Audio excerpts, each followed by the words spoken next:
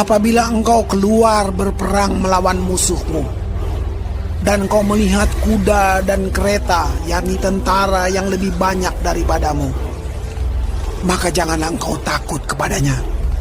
Sebab Tuhan Allahmu yang telah menuntun engkau keluar dari tanah Mesir menyertai engkau. Apabila kamu menghadapi pertempuran, maka seorang imam harus tampil ke depan dan berbicara kepada rakyat dengan berkata kepada mereka, "Dengarlah hai orang Israel, kamu sekarang menghadapi pertempuran melawan musuhmu. Janganlah lemah hatimu, janganlah takut, janganlah gentar, dan janganlah gemetar karena mereka. Sebab Tuhan Allahmu, Dialah yang berjalan menyertai kamu untuk berperang bagimu melawan musuhmu, dengan maksud memberikan kemenangan kepadamu." Para pengatur pasukan haruslah berbicara kepada tentara demikian, "Siapakah orang yang telah mendirikan rumah baru, tetapi belum menempatinya? Ia boleh pergi dan pulang ke rumahnya, supaya jangan ia mati dalam pertempuran dan orang lain yang menempatinya. Dan siapa telah membuat kebun anggur tetapi belum mengecap hasilnya, ia boleh pergi dan pulang ke rumahnya, supaya jangan ia mati dalam pertempuran dan orang lain yang mengecap hasilnya. Dan siapa telah bertunangan dengan seorang perempuan tetapi belum mengawininya, ia boleh pergi dan pulang ke rumahnya, supaya jangan ia mati dalam pertempuran dan orang lain yang mengawininya." Lagi para pengatur pasukan itu harus berbicara kepada tentara demikian, "Siapa takut dan lemah hati, ia boleh pergi dan pulang ke rumahnya, supaya hati saudara-saudaranya jangan tawar seperti hatinya."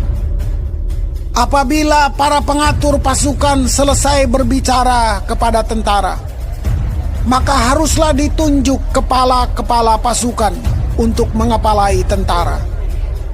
Apabila engkau mendekati suatu kota untuk berperang melawannya, maka haruslah engkau menawarkan perdamaian kepadanya.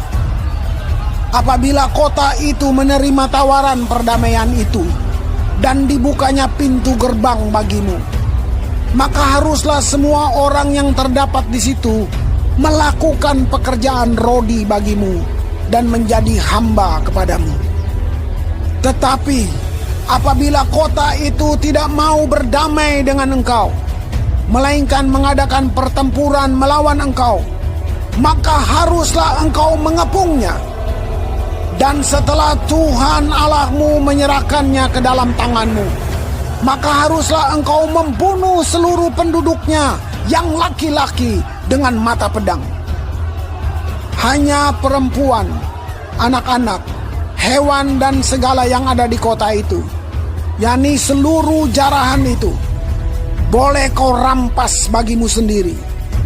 Dan jarahan yang dari musuhmu ini, yang diberikan kepadamu oleh Tuhan Allahmu, boleh kau pergunakan. Demikianlah harus kau lakukan terhadap segala kota yang sangat jauh letaknya dari tempatmu, yang tidak termasuk kota-kota bangsa-bangsa di sini.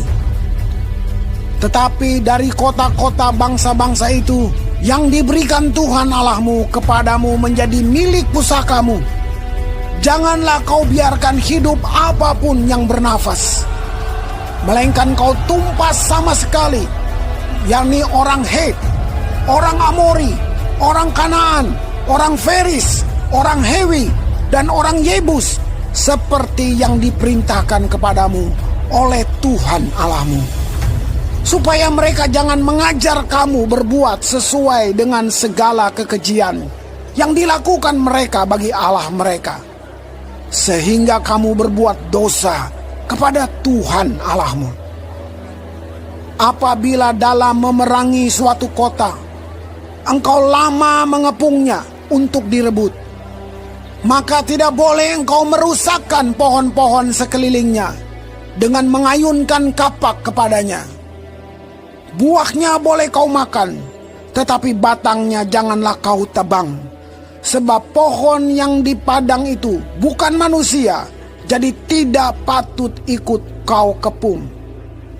Hanya pohon-pohon yang engkau tahu tidak menghasilkan makanan boleh kau rusakkan, dan kau tebang untuk mendirikan pagar pengepungan terhadap kota yang berperang melawan engkau, sampai kota itu jatuh.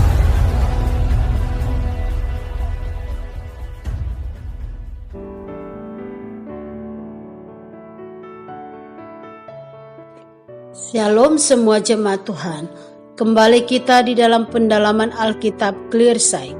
Sekarang kita sudah memasuki kitab Ulangan 20. Tuhan Yesus memberkati.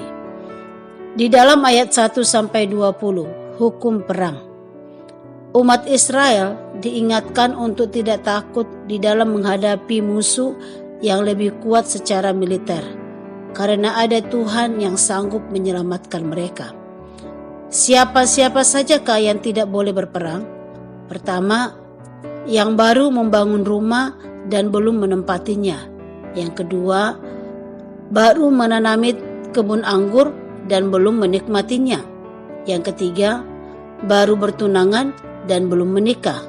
Yang keempat, takut dan tawar hati. Di sini kita melihat bahwa Tuhan itu memperhatikan kondisi pribadi umatnya, baik secara emosional, sosial, maupun psikologis. Ada nilai kemanusiaan dan belas kasihan dalam hukum perang, serta orang yang takut bisa mempengaruhi moral pasukan. Jadi lebih baik mereka tidak ikut berperang. Israel harus menawarkan perdamaian terlebih dahulu. Jika tawaran diterima, kota itu menjadi milik mereka. Jika ditolak, Israel boleh menyerangnya. Kota-kota dalam tanah Kanaan harus ditumpas habis, supaya bangsa itu tidak tertular oleh penyembahan berhala mereka. Tuhan juga memberi perintah kepada bangsa itu untuk tidak merusak lingkungan secara sembarangan. Pohon yang menghasilkan makanan tidak boleh ditebang karena akan dibutuhkan setelah perang. Tuhan sangat peduli pada ekologi dan kelestarian ciptaannya. Berkat yang bisa kita ambil dari nats ini adalah, yang pertama, senantiasa bergantung kepada Tuhan. Kedua, memiliki belas kasih. Ketiga, kudus. Keempat, peduli kepada ciptaan Tuhan, bumi, tanaman, dan kelestarian sumber daya alam. Amin. Tuhan Yesus memberkati.